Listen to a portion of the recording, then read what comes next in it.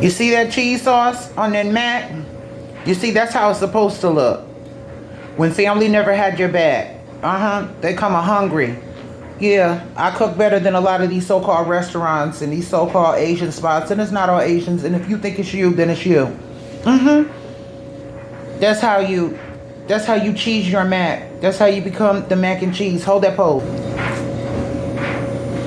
When they never had your back, they never put that conversation on, they did the conversation. When people talked about you behind your back and family started laughing, there was never your family. They were never your family. When these nonprofits out there, you get a lot of the LGB that want to stand on the backs of the dolls. Oh no, you might think you shining today, but baby, you gonna burn. And then we ain't talking about hell, because even the hell you think you scared of ain't good enough for your ass. Look at that. That look good, don't it? I know it does.